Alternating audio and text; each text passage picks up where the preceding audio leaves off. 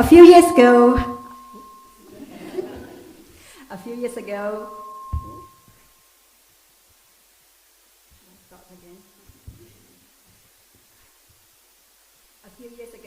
I would never have imagined serving in the music group. As parents of an autistic child with significant needs, life for us is often unpredictable. Graham needs an adult with him 24/7.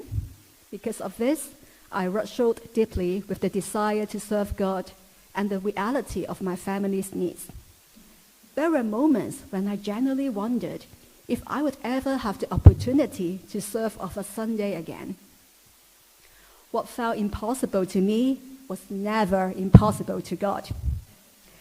A few months ago, when I talked with my elder son, Carl, he willingly agreed to look after his younger brother while both mom and dad served in the music group.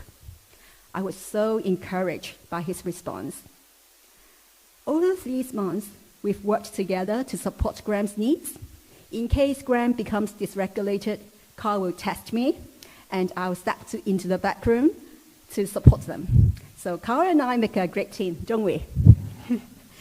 One of the greatest blessings of this journey has been having a leader who understands our situation and offers complete flexibility. He always prints the words for me, reassures me that it's okay to sing just one song or even none. Family comes first. On top of that, brothers and sisters at APAC have offered help, prayer, and support when needed, or simply a smile and acceptance towards my boys. These acts of kindness continually remind me that God cares for his people and God meets us where we are. Whether singing on Sundays is never guaranteed. So all I can do is submit to God and do my part, preparing and praying. I ask God that we can serve him together. Sometimes that means the ordinary things like keeping ourselves healthy, getting out of the house on time for practice, or staying flexible when plans change. It's in those moments that we learn to surrender to God, whatever happens. Some weeks are harder than others, but week after week, I see God's grace. All I need to do is keep my eyes on him and trust that he will provide what we need. When I see what God does, often far beyond my own efforts or abilities, it draws me again and again to his faithfulness and power. God is good all the time. Last Christmas, I was really looking forward to the carol service. Unfortunately, Graham was in pain and with a bunion and refused to get out of bed, so I couldn't attend. Honestly, I felt disappointed and a little sad as I watched the service online. Yet, in that moment, God reminded me of his sacrificial love. Philippians 2:6-8 says, "Who, being in very nature God, did not consider equality with God something to be used to his own advantage. Rather, he made himself nothing by taking the very nature of a servant, being made in human likeness, and being found in appearance as a man. He humbled himself by becoming obedient to death, even death on the cross." Jesus gave up everything to save a sinner like me, so what I give is indeed so little in comparison.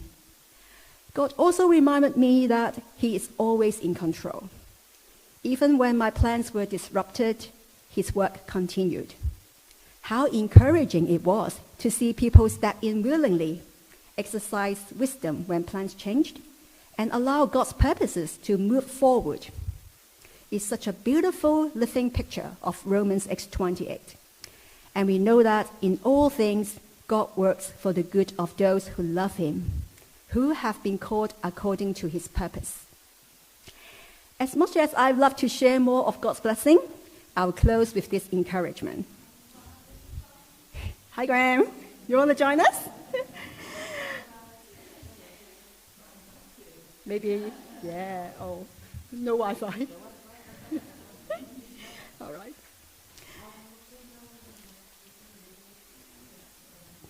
Thanks for your singing, Graham. Whatever circumstances you are facing right now, God sees you. He knows your struggles, and He immensely cares for you. Even when He seems far, His presence is closer than you realize. Perhaps God is calling you to serve or share His love with those in your circle of influence. Don't wait until everything feels perfect. He doesn't call the equipped, He equips the called. Shall we sing, Turn the Eyes Upon Jesus? He is the source of our strength, peace, security, and hope.